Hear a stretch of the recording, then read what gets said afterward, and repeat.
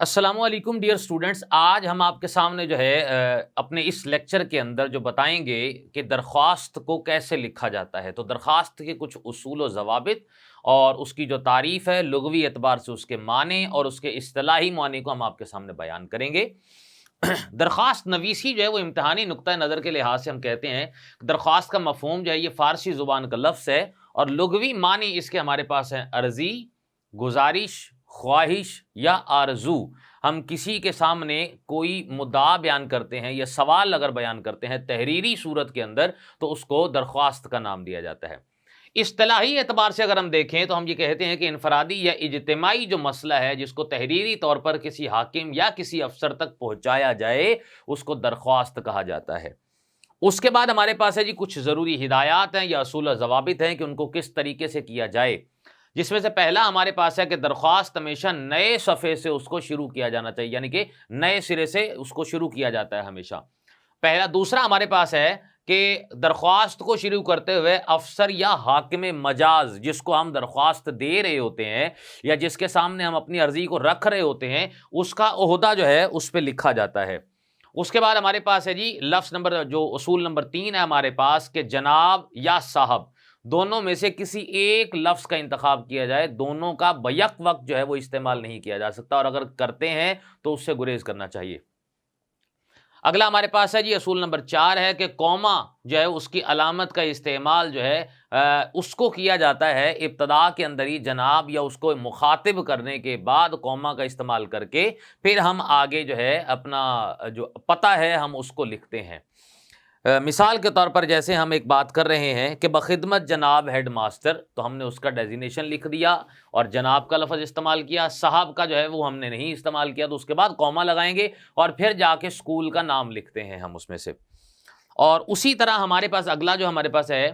کہ جی کوما کی علامت کا استعمال کیا اور پھر طرز تخابط کا استعمال، جیسا کہ الف بے جیم، یعنی کہ جگہ کا نام پراپر لکھنے کی بجائے ہم الف بے جیم کا استعمال کرتے ہیں۔ مثال کے طور پر government high school Walton road Lahore ہے، تو یہ جو والٹن روڈ لاہور ہے اس کی جگہ الف بے جیم کا استعمال کیا جائے تو یہ زیادہ بہتر ہوگا۔ اگلا ہمارے پاس پوائنٹ ہے جی درخواست تحریر کرنے کا مقصد لکھا جائے۔ مثلا عنوان ہمارے پاس ہوتا ہے کہ درخواست برائے فیس معافی، درخواست برائے جو ہے وہ بیماری، درخواست برائے جو ہے بوجہ شرکت جو ہے وہ شادی، ہم اس طرح کے مختلف جو ہے وہ درخواستیں ان کو لکھا جاتا ہے۔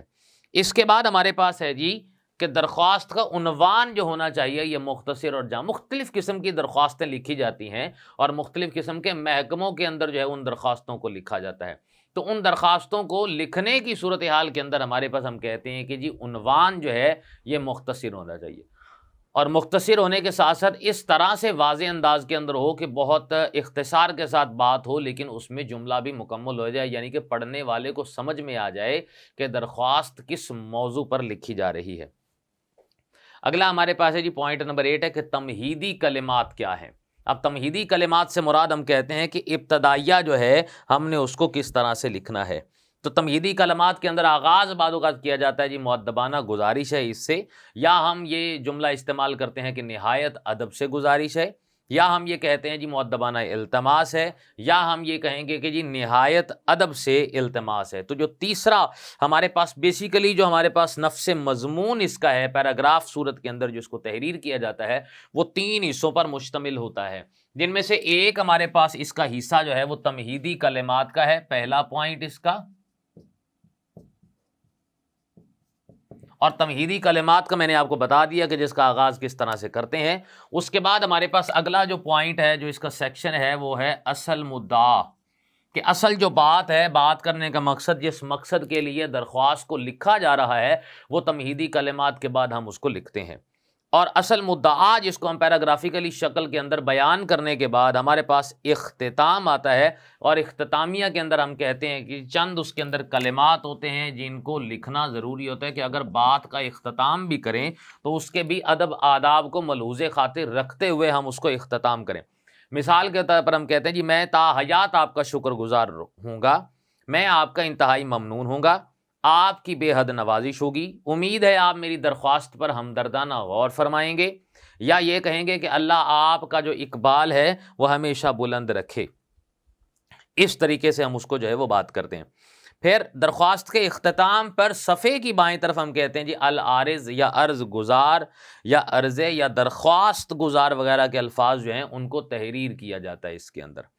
اور تحریر کرنے کے بعد اینڈ پہ جو ہے وہ آپ کے تابع فرمان یعنی کہ حکم کا تابع یا فرما بردار یا مطیع ہم اس کو کہتے ہیں تو اس کو لکھ کر نیچے جو ہے وہ ہم الف بے جیم جو ہے اس کو لکھتے ہیں اور ہم بات کو ختم کر دیتے ہیں. تو درخواست لکھنے کے ہمارے پاس یہ چند اصول ہیں. ان اصول و ضوابط کے تحت ہم جو ہے وہ درخواست جو ہے اس کو لکھا جا سکتا ہے.